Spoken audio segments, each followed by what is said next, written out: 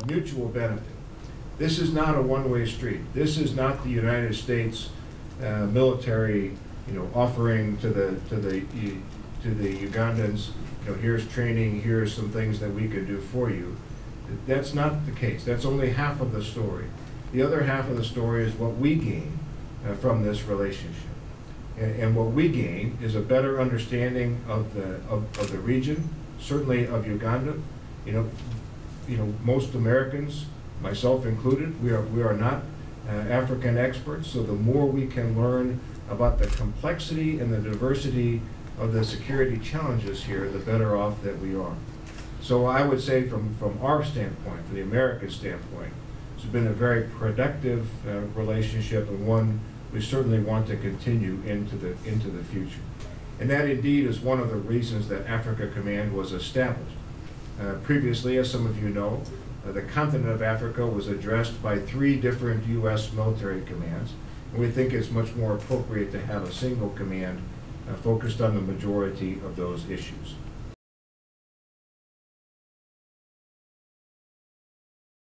The characteristics of a good leader, and importantly, embedding and instilling this notion that service in the military, in any nation, is a privilege, a duty, and a responsibility to serve the nation, to serve a greater good than one's self. And so these are ideas that we try to instill into all of our training, again, in an effort to try to build not only ourselves as a more professional force, but those that we share activities with as well. Countering terrorism remains a very, very high priority. Your country, my country, have paid the price for terrorist activities, and we should never forget that. And we should never forget that there are indeed people who wake up every day with a sole goal of harming. We look at, where does terrorism take root? Well, it takes root in places that are largely ungoverned spaces, where they are able to operate outside of the rule of law, where there are not capable security forces, or there is not a functioning judiciary. And so where we find those areas, Somalia is a great example, and Uganda is certainly playing a leading role in helping to establish conditions that do not allow these terrorist organizations to continue to grow and to develop. So it is a comprehensive effort. There is a military component to countering terrorism. It's an essential component, but I would argue it is not a decisive component. The decisive component, I think, is the establishment of good governance, good economic base, so that the young people who might be attracted to a terrorist or extremist way of life find that there are better alternatives for them into their future. And then lastly, a functioning judiciary is an important role in this as well.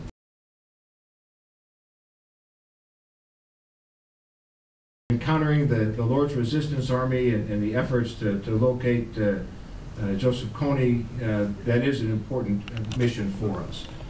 Some of you are aware that my government passed a law, actually, in this regard, requiring our president to formulate a strategy and programs in this regard. We do think it's important. We think that the Lord's Resistance Army, not only do they commit horrific activities against many people, and especially young children, that needs to be stopped just on a humanitarian effort, but in general it's a destabilizing effort. But as you know better than I, trying to find one man or a small group of people in a very large area is a very, very difficult endeavor. We think the areas in which the United States can help probably the most is in facilitating the cooperation of the security forces of the many nations that are interested in this particular matter, in finding ways to share information across the multiple commands that ideally will lead local people who have information about their location to give that to security forces that are then able to capture him and deny them the opportunity, deny the Lord's Resistance Army the opportunity to continue their activities. I don't know how long it's going to take. These are kinds of things that you cannot really put a timeline on. But there is very much a concerted effort, again, of many nations to try to bring this to conclusion as quickly as we can. And we know, certainly, the sooner that we can capture him and deny the Lord's resistance army the opportunity to continue their horrendous activities, the sooner, the better off we will all be.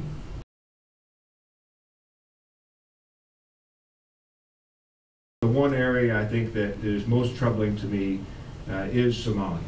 It is largely ungoverned. We do think that there are that the trends are not good.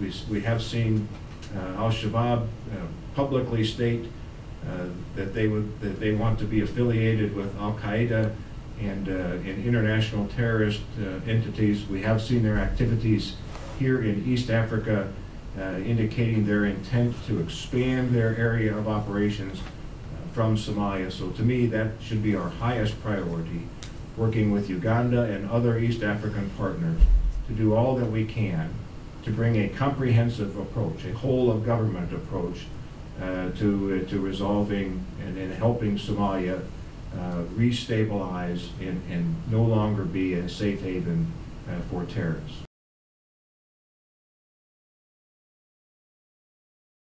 The President has expressed his intent to recognize South Sudan as an independent state this summer when all those activities occur. For us in Africa Command, what we're looking for are what are the opportunities for us to assist South Sudan establish the security institutions that are necessary for a newly independent state. Some of that will consist probably of tactical level training, though Uganda and other countries are doing some of that now with great effect. And I think the U.S. role might be more effective if we focus at the institutional level.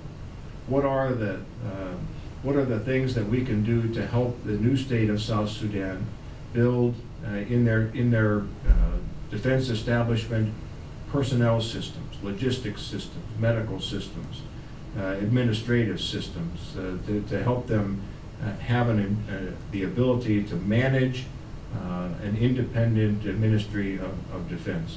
So those are the kinds of activities that we will look to engage with regional partners and certainly with South Sudan as they move toward independence. We shouldn't kid ourselves. There's lots of challenges still. There are unresolved issues that have to be addressed again between South Sudan and Khartoum and with the regional partners before independence is able to move forward. I think a piece of that certainly is a clearer way ahead for the international community in Darfur. I think that the first effort has got to be in South Sudan, but certainly Darfur is an issue that remains to be addressed. I'm not sure that there's a U.S. military role there, but there probably is a U.S. role that we could play in that effort, and certainly as the U.S. military command that overlooks that area, we'll stay keenly interested with others in our government if there's anything that we can do to help. But near-term effort focused clearly on security force assistance, as we call it in our terms, for South Sudan.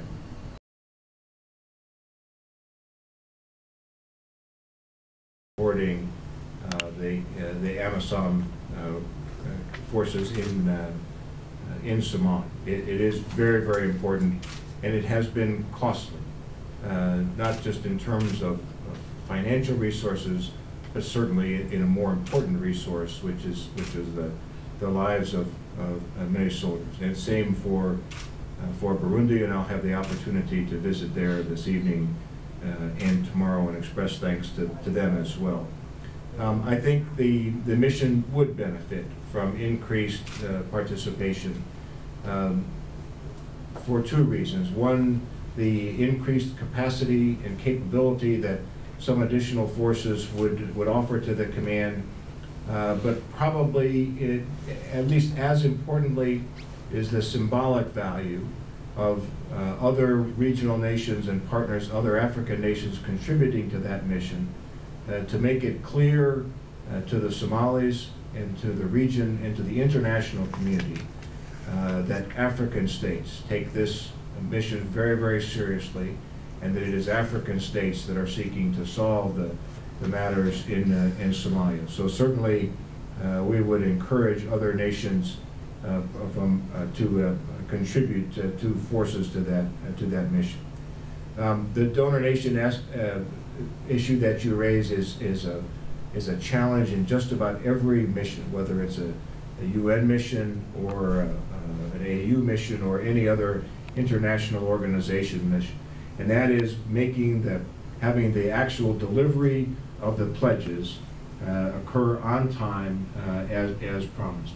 The challenge as a military commander that I face and that I know the commanders in AMISOM face is that when donor nations make a statement that they are going to deliver a certain capability or a certain financial package or logistics capability, those commanders plan on that. And they make their plans based on the delivery of that money or those other resources on the timeline that is expected. So when donor nations are for a variety of reasons not able to deliver on time as expected, and in some cases not be able to operate as effectively as they would like to. So I think the message is clear, and I think all of our governments have been clear about that, is that, well, we certainly welcome pledges, but we need follow-through on the pledges of the donor nations so that the commanders have the resources necessary to execute their missions.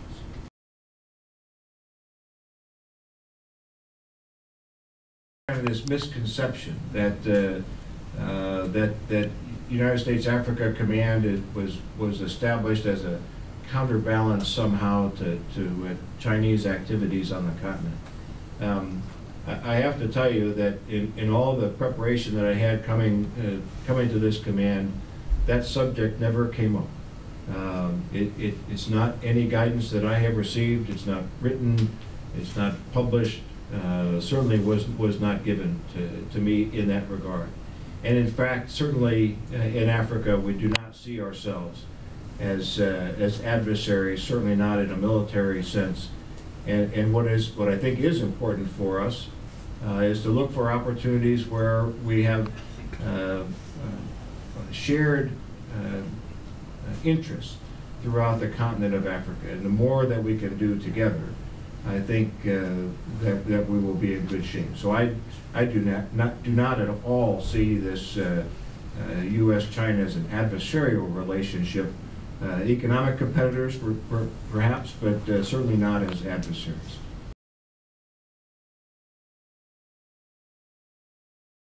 There were some proposals that the command should be headquartered on the continent of Africa.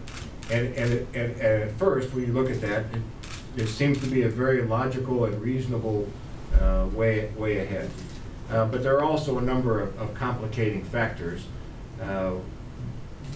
Among them, certainly cost to us. And as you know, we are in a pretty financially constrained time right now. So the decision was made by General Ward at the time that the headquarters would remain in Germany as it split apart from United States European Command, which previously had responsibility for Europe and Africa, at least part of Africa. And then when they formed the Africa Command to keep it there in Europe. That's actually worked out pretty well for us. We are generally in the same time zone as most countries in Africa. We have reasonably good commercial air access into the continent, so that's worked out quite well for us. And frankly, I think just the disruption that would occur to the headquarters if we had to pick it up and move it someplace argues for us to probably stay where we are. That's a long answer to say I think it is unlikely that we will see a permanent U.S. military base in Uganda or any place else other than a pretty large base that we have in Djibouti, which is an operational base. But I would also ask you to judge us not by the permanent basing of a headquarters. Judge us rather by the enduring and sustained relationship and partnership that we wish to have with Uganda. That doesn't mean that we have to have a large headquarters here. It does mean that we have a close a partnership, that we are open with one another, that we share security interests, and that we work together to meet regional security issues. That, to me, is more important than a particular place or a headquarters in the country. And what I learned yesterday from interaction with the senior Ugandan officials, both civilian and military, is that I think that's what they want too. Is this close cooperation, a commitment from us, from the U.S., that we'll be with you for the long haul. This is not a one-time thing or 1 year or even 2 years, but an enduring and sustained relationship. So again, thank you very much, and Ambassador, again, thanks for allowing me to come visit.